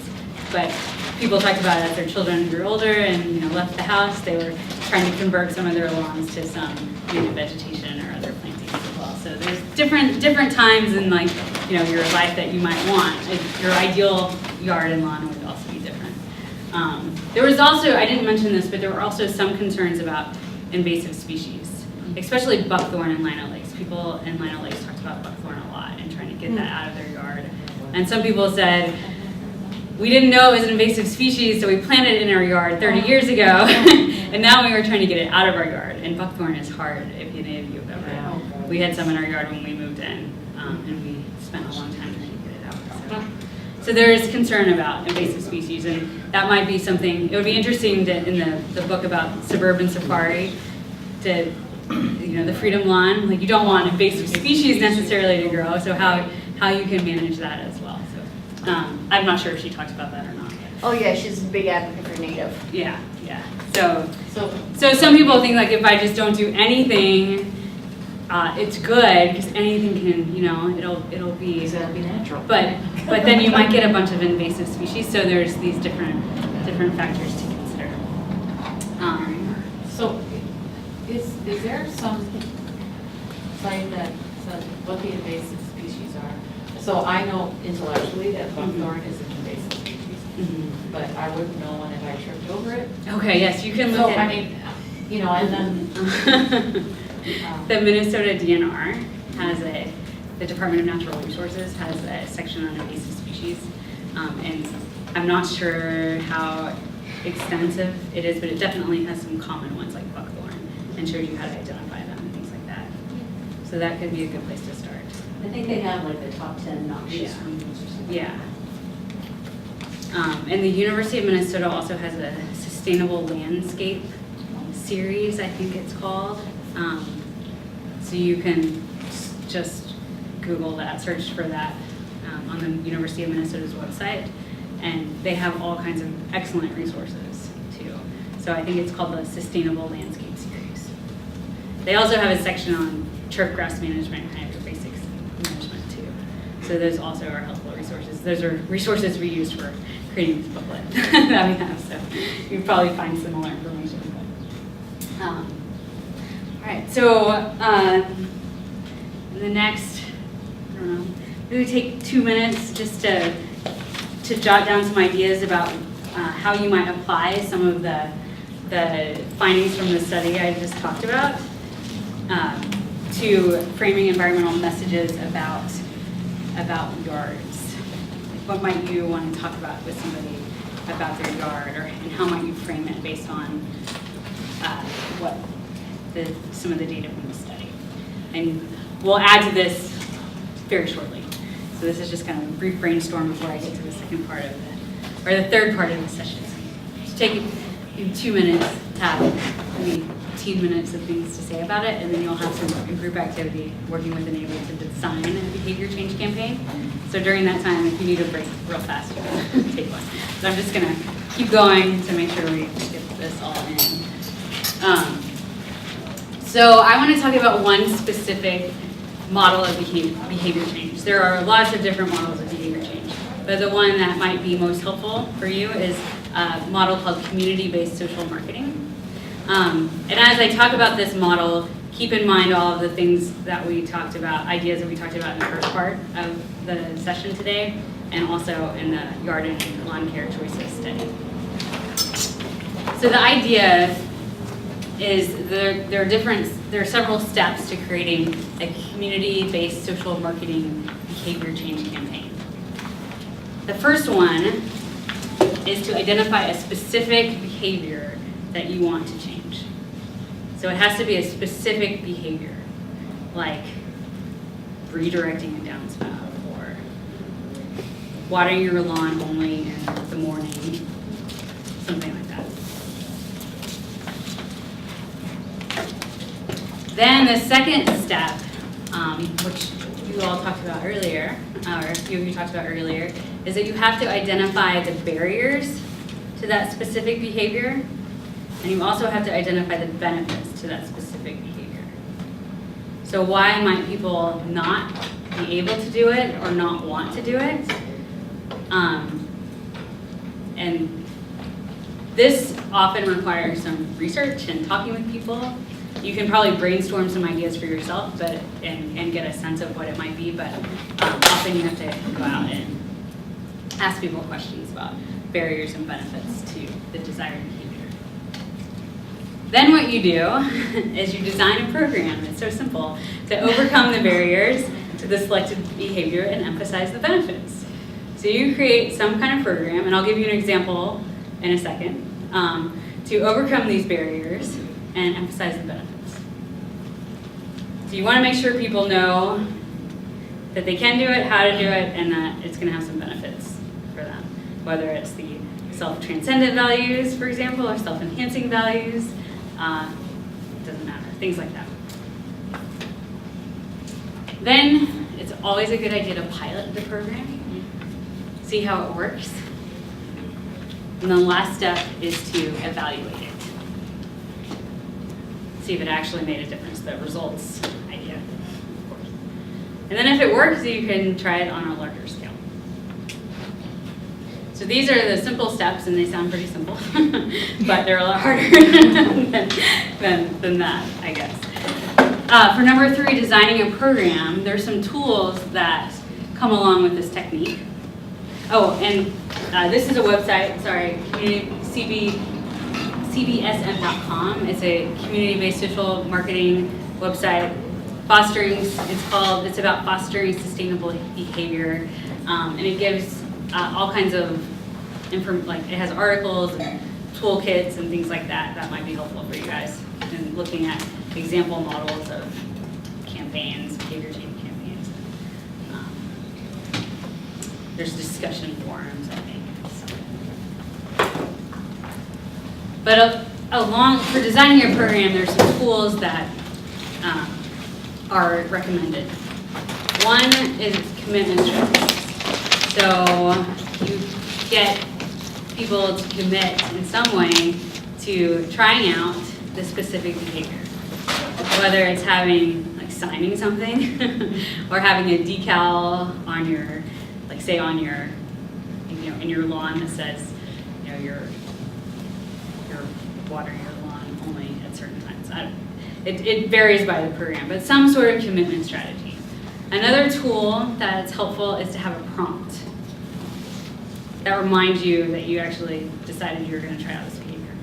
And it just reminds you to do it. And you probably see this in some places, some prompts, or examples of prompts are simple things like you might see under a light switch says, remember to turn off the lights when you leave the room, or something like that. Or if a trash can, you might see, stop, is that recyclable? Go find a recycling one. The one right next to this, or something like that. So those are some examples of simple prompts. You also might want to engage norms. You can use peer pressure in a positive way. You might need to develop some skills for people to actually be able to do it. For example, if you want to encourage biking, you might offer some bike workshops. Minneapolis has a winter biking workshop to help people bike in the winter. I don't know if that would overcome some of the barriers that you cited about riding your bike to work, but for some people, winter biking is a really scary thing, especially for someone like me who's from Texas and is generally scared of the snow when there's moving vehicles involved. But that's one thing they're trying to do, develop a skill in winter biking. So that's a tool you can use.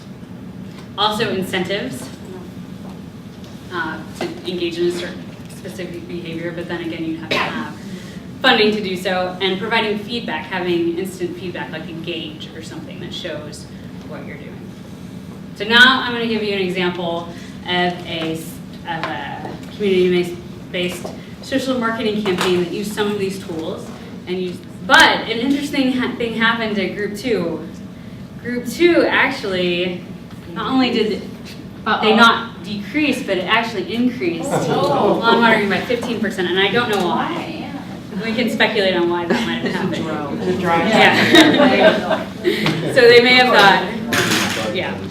Well, the other guys are safe. Exactly. Maybe I can use more. Exactly. Or it might have been just the information might have created some of those, or caused some of those psychological responses that we just talked about, like apathy or denial. Decided to ignore completely and water their lawn more. I don't know why.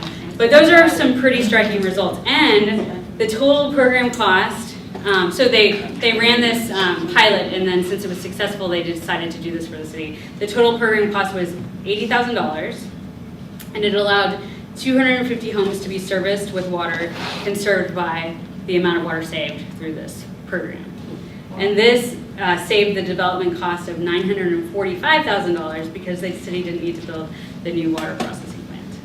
So that's What did they expect with no program? 15%? Was that unusual, that increase? So that was an increase above the baseline for the summer. So that was above the 50% increase that usually happens during the summer already.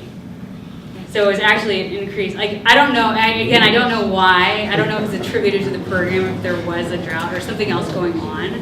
But yeah, it's an interesting, it's just that part was striking. What was the number, say? $945,000. Yeah.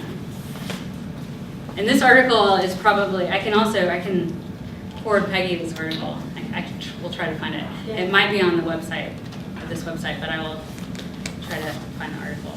It's been a while since I've actually read the article, but it's very interesting, and it provides more detail about these kinds of programs as well. So this is the part where you guys get to, we have some time left for you all to integrate the first and second and third parts of today, the framing and different psychological responses to the ways we frame environmental messages, some of the yard care choices data that I talked about, and then this model, and to develop your own program for behavior change using this community-based social marketing technique.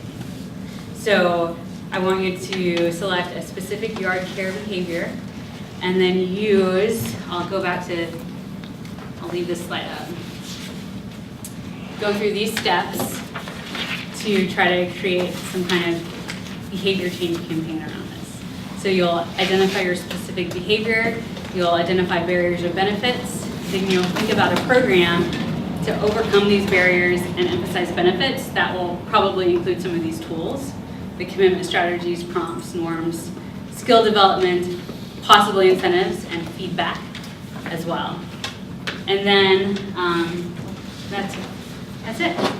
So I'll leave this slide up, but if you want to look at the other side, just let me know and I'll flip back to the tools slide in case you want a reminder about those. So what I would like you to do is work in either groups of 2 or 3 to design a behavior change campaign, and then you'll have, I don't know, maybe 20 minutes to work on this, and then we'll come back together and share ideas, and that'll be it for the evening. Could you put the original slide back up? So now I'd like to give you all to share some of your ideas that you came up with. If you're ready. Ideas in progress. And I would like actually you guys to ask questions of each other, so our group can talk about what they're thinking their ideas are, and then kind of open it up to questions from the rest of you about our thoughts about what you all come up with. So who would like to begin? All right. Ours is reducing salt use in the wintertime. The barrier is that it's for safety, so it's pretty important as far as that goes, for cars and for pedestrians. But the benefits to reducing it is that it would be less damage to plants and property if you didn't use so much salt. And the economic impact, because I learned at a Freshwater Society talk that $50 in salt causes $750 in damage. Wow. So that's a lot. And then we want to try to keep it out of the water, obviously, because once it's there, it stays there, which is not good. So the ideas we came up with are to give, do like the door-to-door and give information and measuring tools and teach people how much to use, so that they're not overdoing it. And then I also learned at that talk that you can do like a salt water mixture and spray. You have to do it before it snows, so you have to be a little more proactive, but get out there and spray the sidewalk before. And then just shovel a lot, which you'll all hear at the Metro Blooms and the Rain Garden talks. I'll talk about that too. And then also just using like sand or kitty litter, like a grit kind of a situation rather than salt and trying to melt everything. And giving them like a little shaker as an incentive, or something that they could put in their yard to say, I'm doing this to try to make a difference. And then as far as evaluating it, probably do like a physical inspection and take a baseline measurement if you can of the water body that it's shedding in to see what the salt was in the fall, and then look at it again in the spring to see if there's any difference. And just like looking at the neighborhood as far as what everything looks like in the fall, and see if your area that you are doing that, reducing the salt use, if it has less damage. And there's definite signs from salt on plants and turf and all of that, so see if that has made any difference or not. All right. So that was our plan. Great. Questions for this group? Or feedback in general? Would you all like to, if you were presented with that as a program, would you like to participate? Sure. Yeah. And why would you like to participate? Seems. I'll give you a free measuring cup. It seems doable. Yeah, it sounds Yeah, really easy. Yeah. Well, the spraying with the water and salt doesn't sound too easy to me. Yeah, I'm thinking, oh, so do I mix that myself, and how do I apply it, and how do I know? Which weather person do I listen to? Yeah, there you go. That's right. Well, But there could be- knowledge of just, like your presentation and educating us that the cost of salt is, there's the hidden cost of salt. That stuck with me big time. I was Yeah. like, wow. I knew it did a lot of damage to plants and trees and all that, but I had no idea it cost that much. What And was just the like number Peggy you said said again earlier. Who's the cost, well, like where is the cost? Yeah, Well, it's all to trees and plants and vehicles and concrete. I mean, it eats away at the surfaces and all of that. Yeah. I was thinking maybe give them a 10-pound bag of grit too, as an incentive. Yeah. What could you repeat the cost? It was $50 and salt causes $750 in damage. Yeah, and I think, there could be two ways to do it. You could have your measuring cup and just apply salt directly, but apply the amount that actually is needed to melt the ice, because we often over Well, and apply. it's not regulated. Or do the spray. So you wouldn't have to necessarily do the spray Right. if it was too, it seemed like a barrier. So you could provide both approaches Yep. too. You could do this, but if you really want to be Yeah. great, you could do that. Exactly. Yeah. And also, you could add a benefit for pets. Yeah. Less Oh, yeah. And salt in that your is paws. magnesium chloride, because I was looking that up today, what is okay for animals, and it was because it said, here it is. I said, well, here is what? So it's like one of the ingredients, and it came up magnesium chloride, and there are no bad effects, but then again, who's done a study on it? So sodium chloride is bad for the pets. And They're magnesium saying sodium is- chloride may contain cyanide, that'll get them. Yeah. What? So I don't know who said that, but that was on that particular website too, so I'm like, oh my gosh. I'm not really sure. I've read about it too, but I don't remember exactly. But there is one type that's safer. And it's also, I think, harder on smaller dogs. They just Oh, you put that road salt on yourself and you'll see what animals are, Yeah. it burns. It's nasty stuff. I mean, that seems like a neat selling point also, right? Like most people I know who stop putting salt down is because they saw their animals doing this, and that's, I don't know, that's a different way to get at that same You could behavior, emphasize the right? pets. That would be just another benefit to Yeah, reducing. yeah. Great. All right. Who would like to go next? All right. Our exercise was about overspray onto walks and streets with irrigation systems. We saw the barriers as, one would be, it takes more time to set up a sprinkler if you don't have an irrigation system and to set it up properly. It requires more thoughtfulness in terms of design, requires specialized equipment, so the cost might be higher. For the sprinkler or the? For the irrigation system. It requires more thought to design it properly. So you'd have to get a professional in, and there's a cost associated with that. There's this view that water is an endless resource. Land of 10,000 lakes, right? And I think that there's this other thing that there's a lack of awareness. Like we just put our sprinklers out and we don't even realize that it's landing on the sidewalk or going into the street. So just not being aware. Benefits, if you don't do that, you can save some money in your own pocketbook because you're watering less. The city would save money in terms of having to do treatment work. A larger, I suppose, global benefit locally would be having water bodies for recreation. You know, like what's happening with White Bear Lake, for example. The water keeps going down in our water resources. We can't use them for swimming and fishing, etc. Playing on this idea that we need resources such as water for future generations, and the patriotic piece where we are a self-reliant country, so we don't want to be relying on some other country for our water needs, or another community for our water needs. So the program we came up with is a neighborhood-related program. We thought we'd offer a workshop about ways to manage your lawn and have professionals on site to discuss those opportunities. And we'd create this sort of neighborhood camaraderie and connection. And the way we would get them there is knock on doors, have invitations, and then the invitation would be for options for watering your lawn, as opposed to saying, don't water your lawn.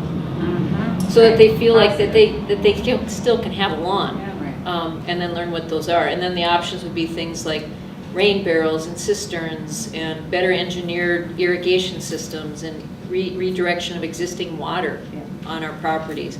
Planting low water needing plants, natives basically. And then having demonstrations with the tour showing sprinklers, how to attach them to a hose and actually pay attention to where the water's going. If you have a hillside, how to irrigate the hill, or do something different with the hill other than having a lawn. Low water, or redirection of that water. And then we thought we would have a competition for our evaluation. So randomly, each month for 7 months, so basically April through October, somebody would go out and see if one of 3 things is happening with each neighbor that participated, whether they had no water hitting the sidewalk or the street, whether they had water hitting this walk or the street, or if they had water hitting both the walk and the street. And the neighbor that had no water hitting walk or street would get a special recognition, like the Best Employee of the Month award. And we thought that if that happened over several months, it becomes habitual, and then perhaps they would continue that habit into the next seasons. So. What about also seeing if water use went down over time because they didn't need to use? That's a good one too. Right. Yep, and we talked about like watching your water bill during this project and comparing it to the year before. As a team. Any, I'm just gonna keep going unless there are more questions so that more groups can, I see that we're running out of time. Anybody else want to share? Yes, because we'd like to get in on your neighborhood education program about lawn maintenance. Okay. Because ours is a campaign to persuade people to mow higher. Perfect. And the barriers are, there's a existing aesthetic that says shorter is neater and shorter is better, and shorter is more acceptable to the neighbors. But the benefits are they will have a healthier lawn, and they won't need to water as often. It's more drought resistant. Fewer weeks. So our program was somewhat similar to yours. We thought of a pilot of 1 block and going door to door with both an information sheet and just to find out how they approached their lawn mowing, and then being also available as far as we would think that some people wouldn't know how to even try having it higher, and to have available somebody to assist them to adjust their lawnmower if their lawnmower would adjust, and see if they would be willing to try 3 times of mowing longer, and then have a follow-up visit a month and a half later. We had some other thoughts too, but In later time, I think. Yeah, that's great. Actually, the discussions we had, the lawn care discussions, mowing higher was something that people were most willing to do. Oh, you were? Oh, really? Oh, great. Yeah. Halfway there. There you go. Other projects to share or campaigns to share? Well, if no one's gonna, hey, I don't mind talking. We were looking for redirecting downspouts. Okay. Okay. Oh. Well, you didn't say anything. I know. So what we're looking for though, a couple of high points we came up as bantering back and forth. If you're not comfortable, we figured less is more. So just do a block, let's not get nuts. If you're comfortable and you sort of know your neighbors, you could have the meeting, the pilot meeting called at your house. If you're not library or one of these thingies, community center things. What we were looking for is, though, the reward. Everybody likes praise and recognition. And so Dave was saying, well, you know that little sign that says, this lawn is chemical free, or here is a butterfly garden. Oh, yeah. What we're trying to figure out is a catchphrase, you know, we kept it on our property. There you know. go.